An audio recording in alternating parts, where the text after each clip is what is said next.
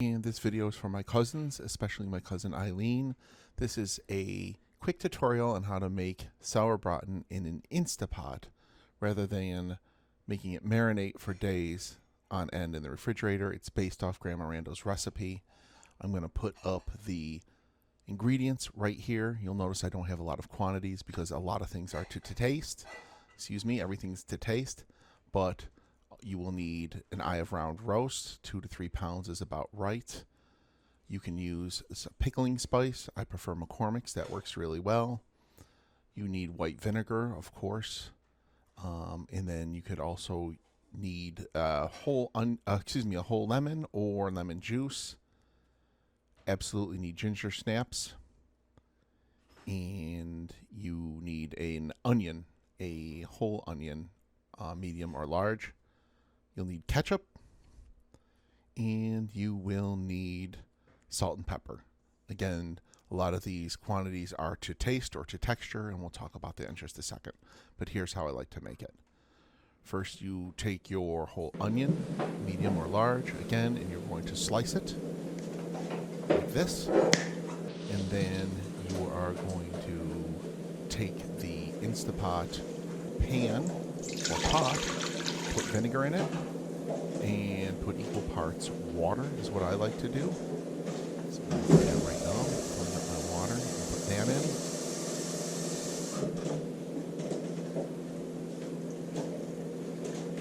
And after that's done, you can start putting in the other ingredients. Pickling spice, I do about 2 to 3 tablespoons, and you can just put it in loose just like that. You put the sliced onions in.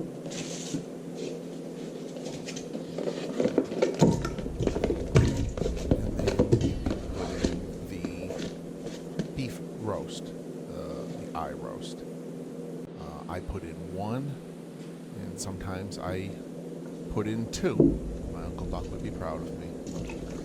So here I like to fill in more vinegar and water to get up to about halfway of the eye roast or whatever beef roast you're using. So equal parts vinegar and water, adding to it just to get, you really want some water on the roast so the pressure cooker can do its job in making it nice and tender, and it's just going to give you more gravy anyway. So there's really no specific amount. You just want to put it in there, okay? So you're just about ready. You turn on your Instapot. You put the pan inside of it. You put the lid on it, the pressure cooking lid, and you set this on high for about 45 minutes. Really need to tenderize that big roast and cook all the way into the middle as much as you can. So set it for 45 minutes, turn it on high, and hit the start button and let it go. And it's going to inject all that nice sour vinegar juice right into the beef. Now, through the magic of time, it's done. We will release the pressure.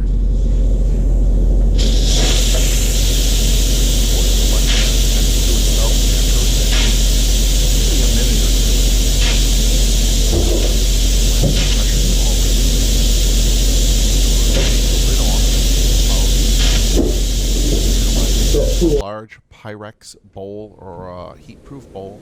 Set it in the sink or somewhere safe where you might spill a little, and then put a colander or strainer inside of that. And we're going to pour everything into there and separate the juice from the solids. So I'm pouring it in. Be careful, the steam is really, really hot. And grab from the sides with hot water. And you're going to want to pull this meat and the solids out.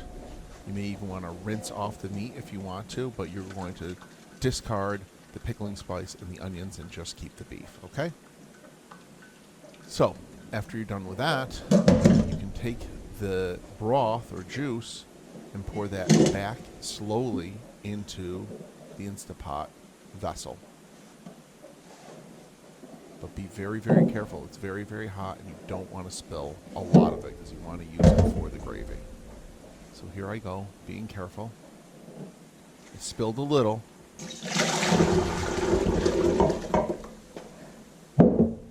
Now, after that, I'm going to take the beef out and clean it off a little bit.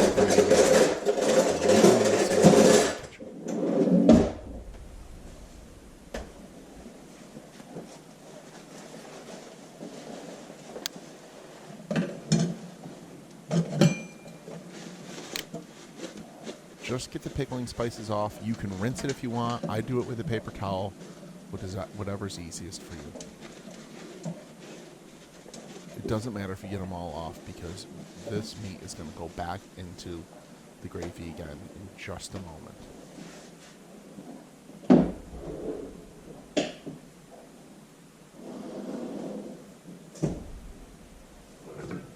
Now, we're going to turn and take a look at the meat and cut it up a little bit. You can slice it. I like to put it in chunks. I think Mary Randalls used to slice it in about half-inch slices. But as you can see, it's not quite cooked all the way yet. So it's going to get another shot in the pressure cooker again. So now I'm going to take the meat and put it back in the vessel or the instapot. The onion and the pickling spice have been removed. The beef's going back in. And there we go. We get to do it one more time. We're going to, now that everything's been separated, we're going to add our lemon juice. A couple tablespoons, whatever you like. I do about 3. Then ketchup. I'm about probably 3/4 of a cup, maybe a little bit more. A couple big squirts, really. No, that's more like a cup. I love ketchup. Ginger snaps, store-bought. One handful, 2 handfuls. 3/4 of a box. I like extra gravy. Noodles later and use it on that. Now, back to pressure cooking. You've got the lemon juice, ketchup, and ginger snaps in there. You've got the beef and the broth, the onions and the pickles have been removed. We're going to set it to pressure cook for about another 30 minutes because that beef wasn't really quite done yet and it really wasn't tender. And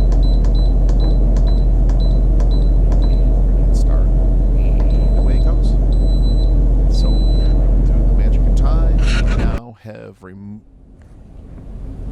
the beef, and we just have the gravy. I'm using an immersion blender here, and blend it in.